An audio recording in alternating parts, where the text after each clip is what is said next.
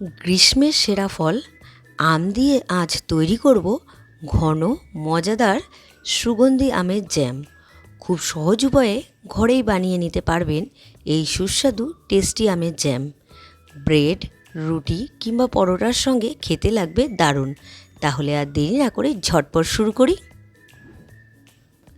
আমি আমের জ্যাম বানাবো, সেজন্য নিয়ে নিয়েছি এখানে কাঁচা পাকা আম। এখানে 5টে আম আছে। আমি প্রেসার কুকারে জল দিয়ে বসিয়ে দিয়েছি। আমি 4টে সিটি দিয়ে নামিয়ে নেব। 4টে সিটি দিয়ে আমি নামিয়ে নিয়েছি। এবার ঠান্ডা করে আমি খোসাটা ছাড়িয়ে গাঁতটা বের করে নিয়েছি। কড়াই বসিয়ে দিয়েছি, গ্যাস অন করে আমের পাল্পটা দিয়ে দিলাম কড়াইতে।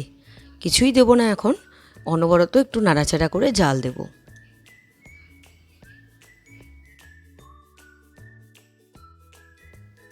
দেখুন ফুটতে শুরু করে দিয়েছে, আর আমি এর মধ্যে দিয়ে দেবো চিনি।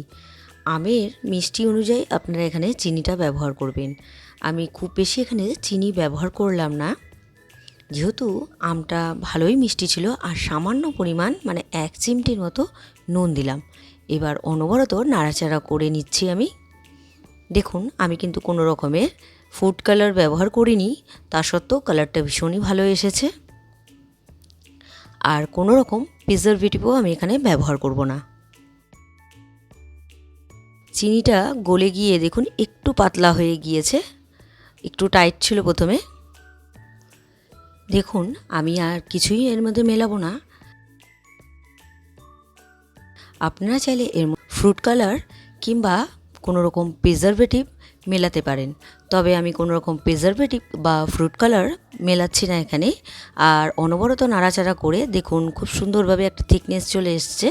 আমের জ্যামটা তৈরি হয়েই এসছে। এবার আমি নামিয়ে দেব। ফ্রিজের মধ্যে আপনারা স্টোর করে রাখতে পারবেন 1 থেকে 2 মাস। কোনো রকম প্রিজারভেটিভ এখানে বা ফুড কালার ব্যবহার হয়নি, আর এটা একদম হোমমেড। আমের জ্যাম একদম খাবার জন্য তৈরি। আমি কাচের জারের মধ্যে ভরে নিয়েছি। এবার ব্রেডের মধ্যে আপনাদেরকে লাগিয়ে দেখাবো। দেখুন খুব সুন্দর স্মুথলি আমি লাগিয়ে দিচ্ছি। আপনারা এইভাবে বাচ্চাদের করে দিলে বাচ্চারা ভীষণ মজা করে খাবে। এইভাবে বাচ্চাদের স্কুলের টিফিনে আপনারা বানিয়ে দিতেই পারেন। খুব সুন্দরভাবে আমি লাগিয়ে নিলাম। আমি একটা ব্রেডের মধ্যে লাগিয়ে দেখালাম। তৈরি হয়ে গেল গ্রীষ্মের সেরা ফল আম দিয়ে জ্যাম। আজকের এই আমের জ্যামের রেসিপিটি আপনাদের কেমন লেগেছে অবশ্যই কমেন্ট করে জানাবেন। রেসিপিটি যদি আপনাদের ভালো লেগে থাকে তাহলে ট্রাই করার অনুরোধ রইল। আর ভিডিওটি ভালো লাগলে like, comment, share and subscribe করতে ভুলবেন না। বাই।